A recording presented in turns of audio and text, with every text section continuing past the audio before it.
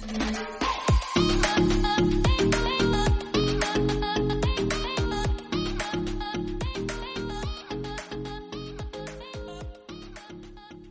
to another episode of Defending the Line.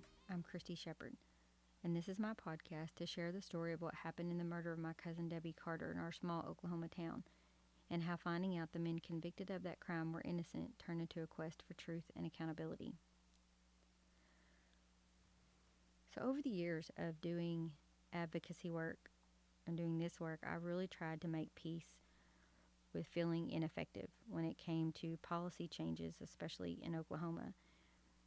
And there was always a certain sting that followed whenever telling my family's story, for it being kind of dismissed by maybe a lawmaker or a criminal justice professional. But that was a reaction I got more times than not.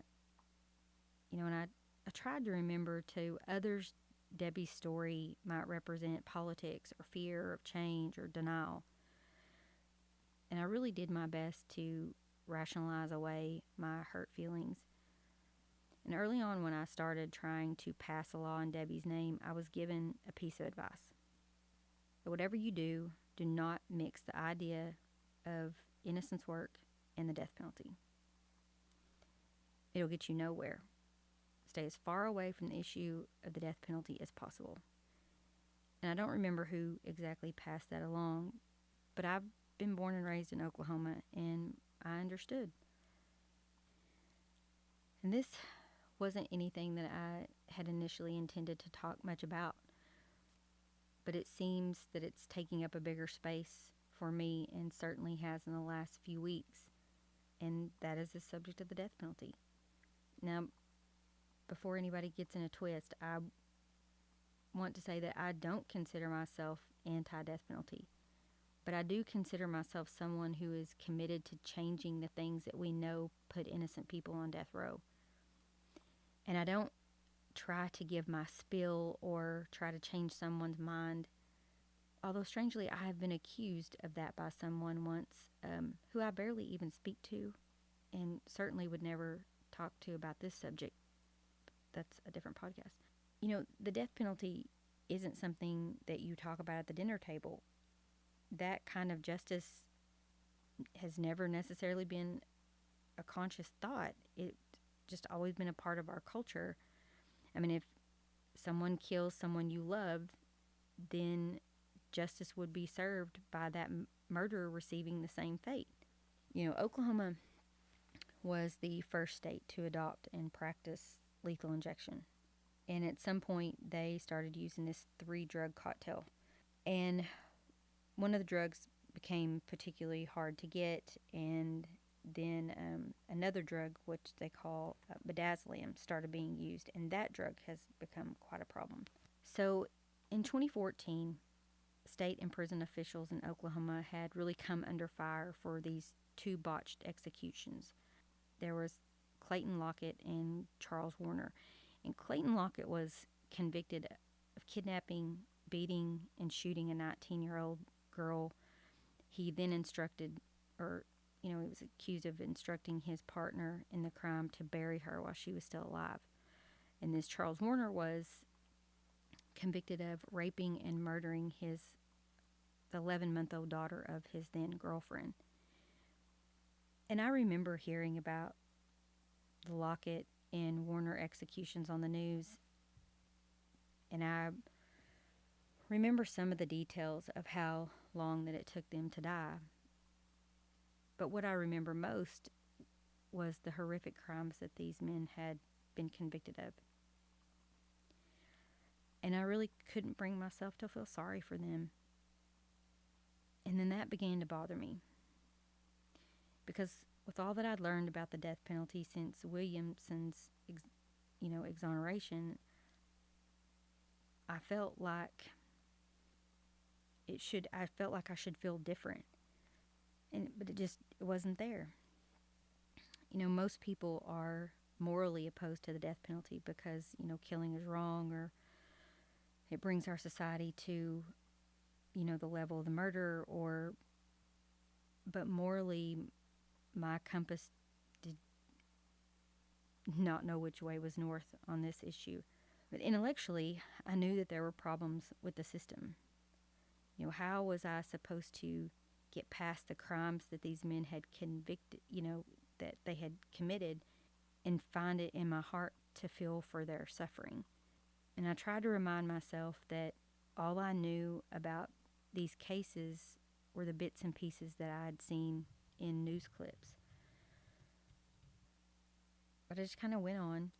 And then in the fall of, I think, 2015, I got a call from my friend Stephen, who had used to work at the Innocence Project.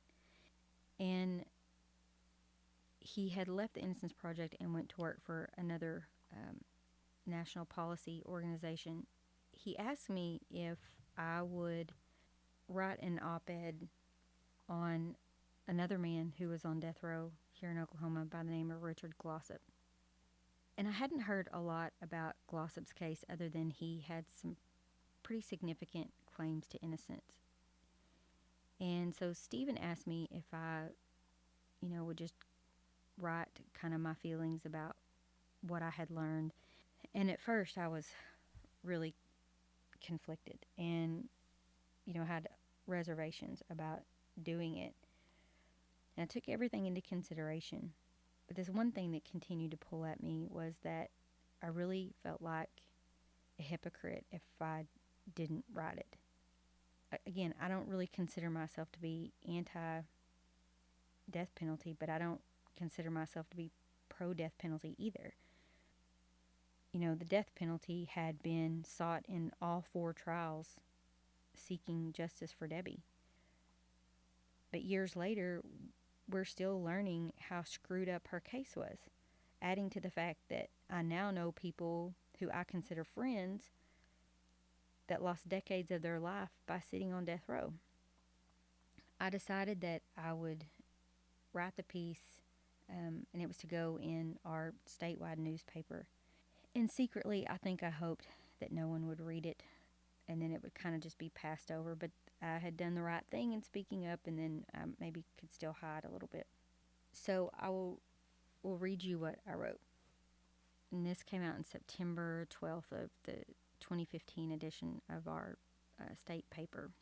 So national attention is focused on the pending execution of Richard Glossop and his potential innocence. As a murder victim's family member, it has always bothered me that the victim and the family seem to be a side note. Barry Van Treese, the victim in the Glossop case, was the victim of an awful crime. My heart and that of my family aches for his family. And while I cannot speak for how his family feels, I certainly have every blessing to speak for mine. My cousin was Debbie Carter, who in 1982 was raped and murdered. 5 years later, Dennis Fritz and Ron Williamson were convicted of that crime. Williamson received the death penalty. We had every reason to believe in the convictions. Over the years, we suffered through numerous appeals and repeated findings of guilt. Then my family was delivered a bombshell of information. DNA testing proved that Williamson and Fritz were wrongfully convicted. We were shocked. Debbie's justice was being ripped away.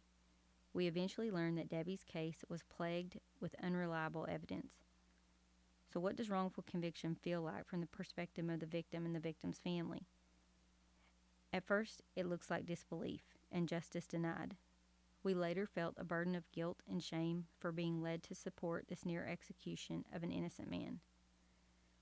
I know very little about Glossop's case, or if he is truly guilty or innocent. Governor Mary Fallin stated Glossop had over 4,000 days to present new evidence, and her spokesman said that to say that Glossop has had his day in court is an understatement. In Debbie's case, too, years of trials, retrials, appeals had happened, but the guilty verdict still proved incorrect. Looking at the evidence, there's no doubt Glossop might be innocent, but it's almost impossible to totally prove. Van Treese and his family deserves justice, but justice won't be served if Glossop is put to death and we find out too late that he is innocent of this crime. I'm a native Oklahoman. I have had a family member who was brutally murdered, and I grew up believing the death penalty was fair and just. I still struggle with my desire for justice and what I know about wrongful convictions. Regardless of how you feel about the death penalty, Unless we're absolutely sure of Glossop's guilt, it actually threatens justice and peace of mind to make that leap to execute him. We cannot be cavalier when it comes to the subject of putting someone to death and turn a blind eye to information that might make a difference. And not much was really said about this article, and I kind of figured my plan had worked. But then a few days later, Glossop's attorney held a live press conference at the state capitol. And I happened to be watching on my phone, and his attorney opened his speech with the first half of my op-ed, and he closed with the second half. And I really could not believe what I was watching. I'd never met these people, and I felt honored that his attorney, felt like the piece was powerful, but, immediately had this following feeling of no good deed goes unpunished, because it was out there what I thought about it. Shortly thereafter, I actually attended a conference that Stephen had invited me to go to, and I was still feeling really torn about speaking out on Glossop's behalf. I mean, it really felt like a betrayal to the victim and his family, even though I didn't know them. And I'd never kept up with an execution before. I didn't see any reason to. And not long after this, Stephen had actually invited me to a conference that he was holding, and I was to fly out on the day that Richard Glossop was to be put to death. And actually, my plane was to be leaving at the same time that Mr. Glossop was to die, which I think was like 3 o'clock in the afternoon. I was really anxious about what the state's decision was going to be, and believe me, the irony was not lost that at the very time my plane was to be taking off for me to go to a conference to learn more about the death penalty, this man was supposed to be dying. And I just kind of kept checking my phone, and finally I got an update just before I had to turn off my phone that they had issued a stay, and he wouldn't be executed at that time. And then there was a pause for quite some time with the death penalty in Oklahoma because of these executions that had gone so terribly wrong with the two men before. And so in 2015, I was asked to be a part of what was known as the Oklahoma Death Penalty Review Commission.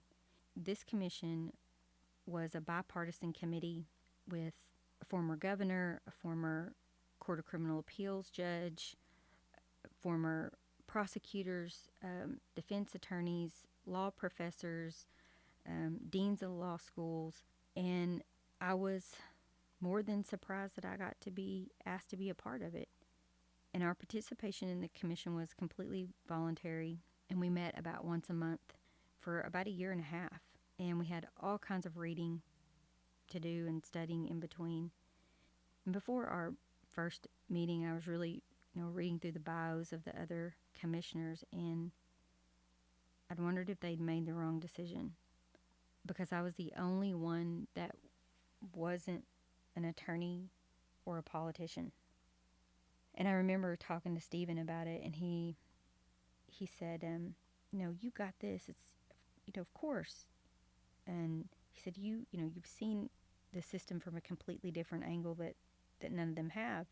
And I remember he said, just don't let these people convince you that you don't know what you know.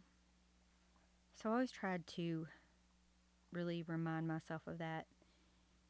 And the purpose of this commission was to review all aspects of the death penalty, from the initial arrest to the execution stage.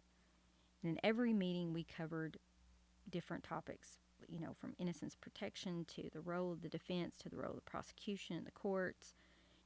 And through every stage we reviewed, it was becoming more clear how little I knew about the language and the law process of putting someone to death. And there were certainly checks and balances, but many of those steps to me seemed just symbolic, like we were just checking off a list and just passing it on down the line. We invited both prosecutors and defense attorneys to speak before the commission. They agreed on many different areas. One in particular was that they both felt that public defenders were not properly funded to be able to really help someone and defend someone like they should be able to.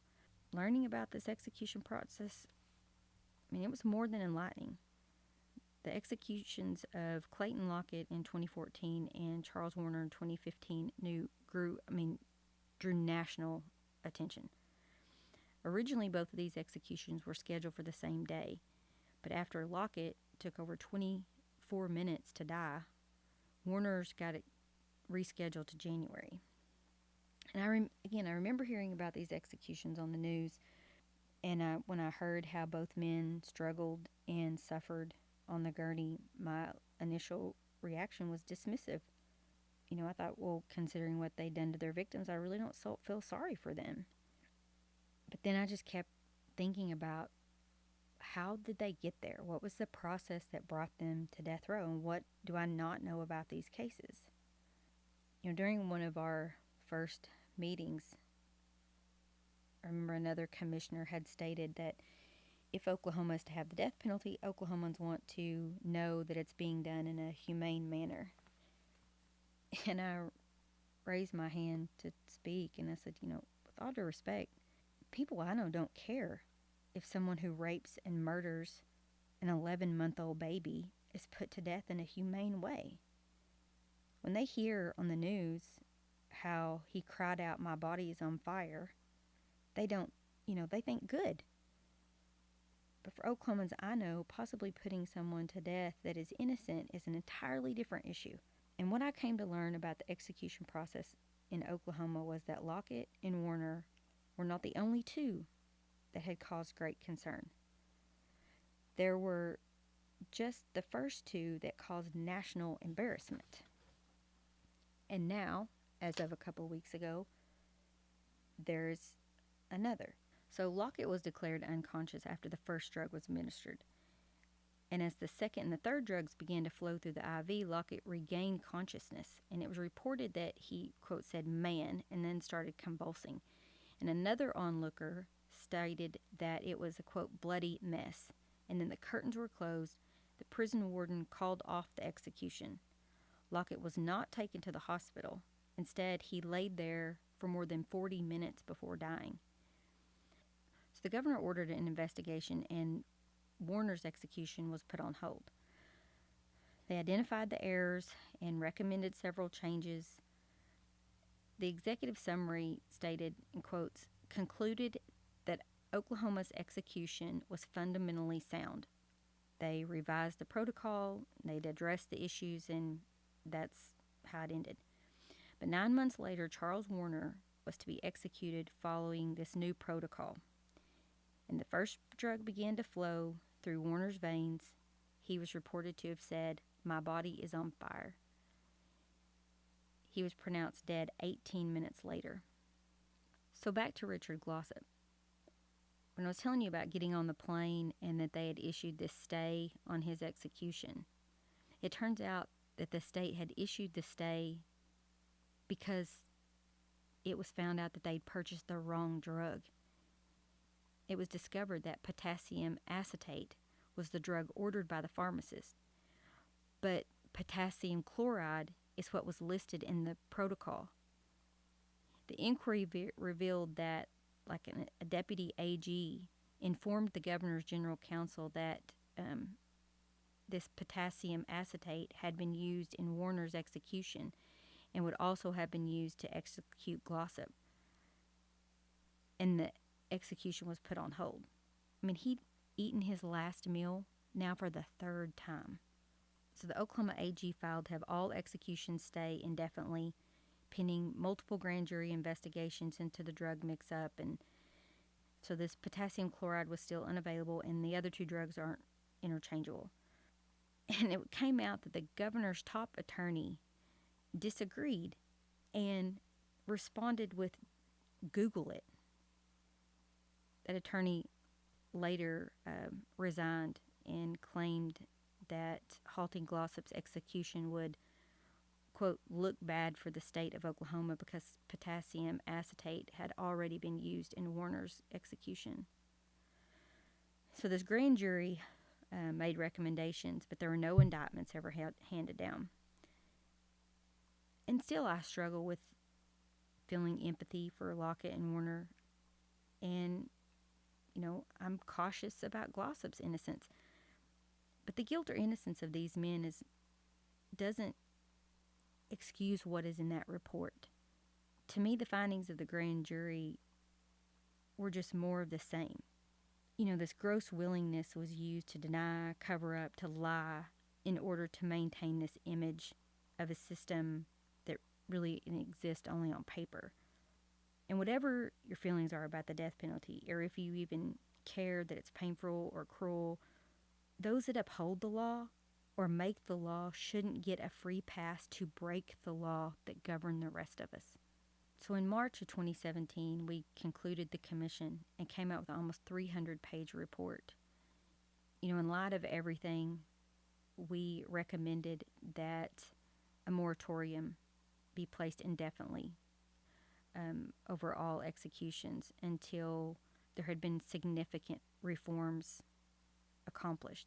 And that was reforms that were from arrest all the way through. So the report was released at a press conference about 1 in the afternoon, and by 8 o'clock the next morning, the then Attorney General released a statement stating that he had respectfully disagreed with our recommendations and they were moving forward. But up until just a few weeks ago, there hadn't been any executions. But nothing really has changed since then, except that protocol was to double the dosage of that first drug. And that evidently resulted in the man convulsing and vomiting, and nothing has changed. So the death penalty has become this other issue that I thought I knew something about. And before Williamson and Fritz walked away free men, it seemed simple. They were guilty, innocent, eye for an eye. Now it just seems like more layers to an onion. Before I was caught up in the end game, how long, it took for a family to wait for an execution. How is it merciful, just being put to sleep like an old dog? How is that fair and just? And I gave no thought to the path that led to death row. For many reasons, the experience of being on that commission is invaluable. One of those reasons was that my moral dilemma had resolved itself. I still don't consider myself to be anti-death penalty, but I am anti-corruption and manipulation of a system that is supposed to be fair and balanced. I have yet to understand how it is justified for the law to be broken for some in order to catch someone else and punish them for breaking the law.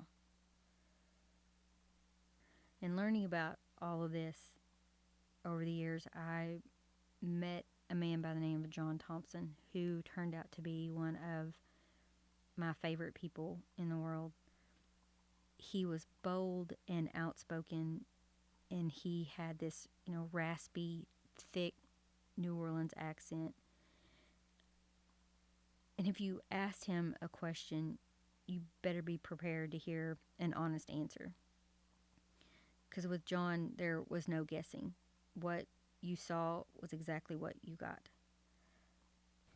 And we would have these phone conversations. And, I'd be working on something, I'd give him a call, and I knew I would get an honest answer. And he would always challenge me to think about things in a different perspective. And sometimes I would challenge him right back. And he'd say, okay, I'm going to take that with me. And John was someone who took it in what you had to say and would really process it. Maybe that was from spending 18 years on death row at Angola prison in Louisiana that helped him develop this ability to give time to his thoughts. I don't know what John was like before that, but his mind and his words were sharp. From John, you would not get an answer of, I'm just happy to be out type thing if he was responding to a question about nearly being executed. He would tell you exactly what he thought. Once when he was interviewed by the Washington Post, he was quoted as saying, Tell me what the hell would they be sorry for? They tried to kill me. To apologize would mean they're admitting the system is broken, that everyone around them is broken. It's the same motherfucking system that protects them. What would I do with their apology anyway? Sorry, huh? Sorry you tried to kill me? Sorry you tried to commit premeditated murder? No, no thanks, you. I don't need your apology.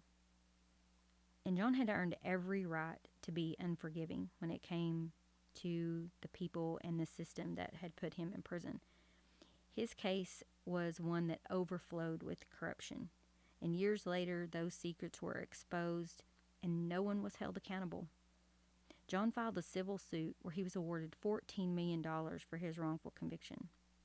And after all the legal wrangling, his civil suit went all the way to the Supreme Court. It's called Connick versus Thompson. John's case lost in a 5-4 vote. Judge Clarence Thomas wrote the majority opinion basically stating that there were already systems in place that held prosecutors accountable and that there was no pattern of misconduct by this district attorney's office. And it was nauseating to read this response for this blatant disregard. In that same Washington Post interview from before, John stated, "This isn't about bad men. It's about a system that is void of integrity. Mistakes can happen, but if you don't do anything to stop them from happening again, you can't call them mistakes." And I don't think anyone could have said it better. And one day, I got a phone call that John had unexpectedly passed away. He died of a heart attack. And he had spent the last years of his life since he had gotten off death row in helping other exonerees and people who'd gotten out of prison readjust to their life. And so my husband and I drove down to New Orleans for John's funeral, and it was probably the most incredible service that I've ever been to. So just recently, I was asked to speak at the clemency hearing for Julius Jones. Mr. Jones is a man on death row here in Oklahoma right now, and his cause has been taken up by many celebrities, Kim Kardashian, Steph Curry, I mean, that's just to name a few. And I really felt honored to be able to speak about his case and what I've learned about just the criminal justice system as a whole. But as I sat there, I couldn't help but feel brokenhearted for the victim's family. I mean, I recognize their rage and their anger, and I recognize their hurt and their expressing their feelings of, not being heard. And after reading all the filings in Julius's case, I recognized the half-truths that they had been told. I also recognized being in that space where they couldn't even consider anything else. And I don't speak out on behalf of everyone who claims to be innocent.